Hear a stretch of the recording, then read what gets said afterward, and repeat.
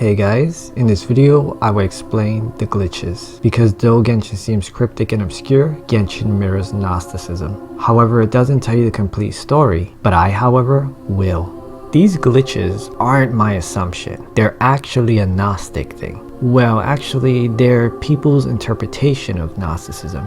In the past, some character trailers have had glitches. The early ones aren't so obvious, simply flickers and such, or color twitches. But as time ticked on, they intensified, until now where they're undeniably glitches. I've acknowledged this for quite some time, however I didn't want to bring this up anytime soon because of the implications that the glitches mean will reveal too much to you guys that I really don't think everybody should be aware of yet. However, since a certain somebody that's coming out soon is massively glitching, it seems Genshin has forced my hand to reveal this. So why some people are glitching is simple, but it opens up a door to something that is so much more complex. But let's just dive right down that rabbit hole, shall we? So basically, anyone who has the third descender's gnosis, which is our sibling in case you were fooled into believing otherwise, the holder of these gnosises should be glitching out. The more of them you have, the worse it should be, but also the more powerful you'll likely be, as you'll be able to break the rules and laws you wouldn't have known how to without.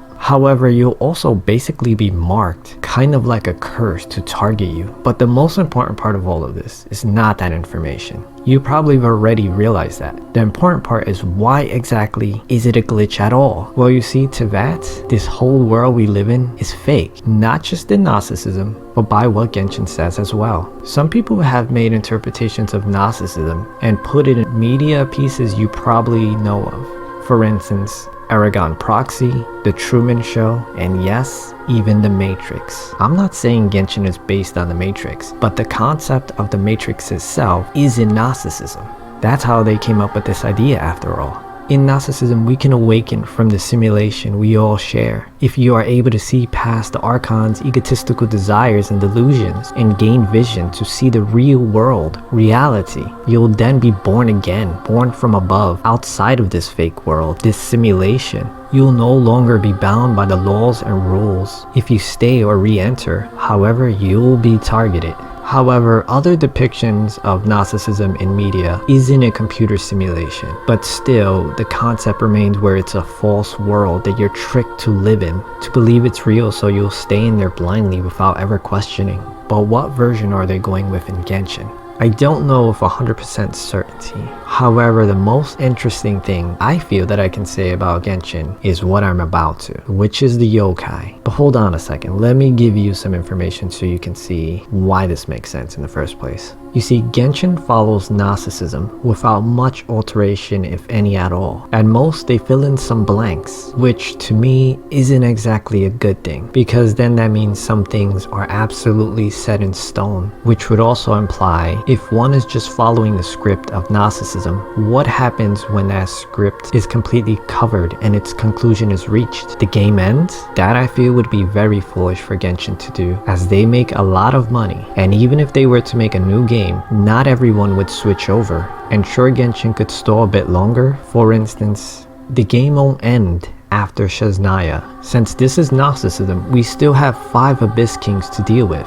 Perhaps 4 of them each having an Abyss region of their own, and the 5th, the Demiurge, ruling over all of them, which might add like 5 years to Genshin's lifespan, which might seem like forever to some. However, that's the blink of an eye for others. There are also a few other things that I suggested they could do in the past to make the game keep going, which are things like new enemies and cults and armies can rise in time, as the Abyss Kings might keep getting reborn as long as the Irminsul trees stand. Not only that, new lands, continents even, can come into being at the hands of the Archons, or the Abyss Kings, or the Dragons, or even us, or Paimon, if Paimon is in truth Sophia. Not only that, but new domains, dungeons, creatures, enemies can be created by the Abyss Kings in hopes to destroy us. And technically, since it's going by Gnosticism, technically us getting back our gnosis again isn't the end of the story in Gnosticism, nor is it our sibling rejoining us.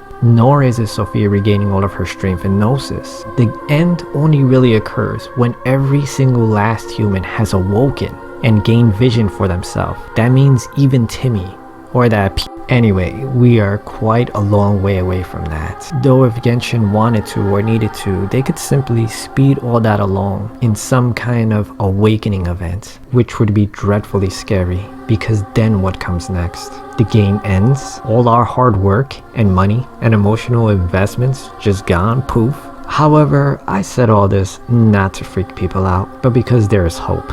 Sure, in Gnosticism, leading people through the Stargate on Celestia with Sophia to the realm of light is the end. However, a new story can then begin, and that's not just wishful thinking. Genshin has already planted the seeds for this from the start. What the heck am I even talking about here? The yokai is what. Like I keep saying, Genshin hasn't altered the Gnostic stories, and normally you can't mix two or more religions into any media, as they will clash and contradict one another. The pantheon, the creation myth, the afterlife, the rules, and so on. Most things cannot coexist. However, the yokai aren't clashing with Gnosticism at all. Nor would most religions, creation stories, afterlives, and so on. I'm not even talking about the fact that Teyvat may be a computer simulation, and therefore us simply awakening from it would put us in a new world that would have possibly new rules, new gods, new realities, new laws. I'm not even considering all that.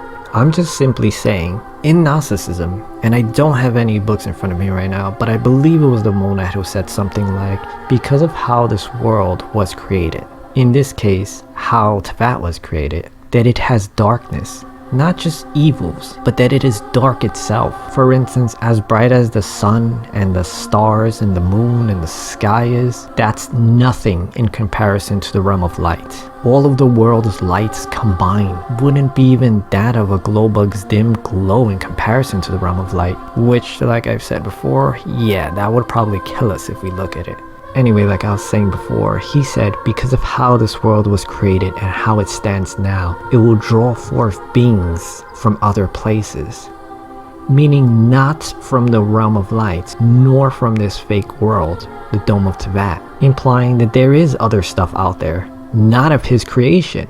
Other life forms with intelligence. They'd want to come here. Who made them? Where are they from? This is written in Gnosticism. This makes it possible for stories or games like Genshin to add religions, gods, creation stories, afterlife, realms, and so on to that of Gnosticism without conflicting with either. They can both exist without alteration, and the evidence in Genshin is everywhere. For instance, who is Alice? Where the hell did she come from? It's not from the realm of light, or she would have been a descender. That in itself would be one entire realm outside of the monad's creation. Maybe we can go there after the story's all over. But there's even another, because where the heck did the yokai come from? And where did they all go in Yae Miko's story? They sure as hell didn't go to the realm of lights, unless they were aeons, which would mean that they were all also descenders, which they weren't. And just talking to Yae Miko, you can tell that she knows the truths of this world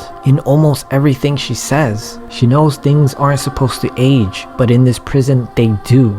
She knows there is a place outside of here. She knows this world is false, but she likes it here, just like was stated in Gnosticism. Other things will be drawn here, and at least the yokai and Alice have been drawn here from somewhere else. So what I'm getting at here is once the Gnostic story is closed, a new journey might begin into a new realm, possible new gods and new enemies, new problems to deal with, but with access to all of our old friends to join us, and likely new ones to be had along the way. The lifespan of Genshin could literally outlive us all. If you want to see any of the other stories in Gnosticism and how Genshin mirrors it, as well as if you want to understand any other things in Genshin that are very obscure, then I probably have a video for it, or I'm working on a video for it. But anyway, thanks for watching guys, and I hope to see you next time.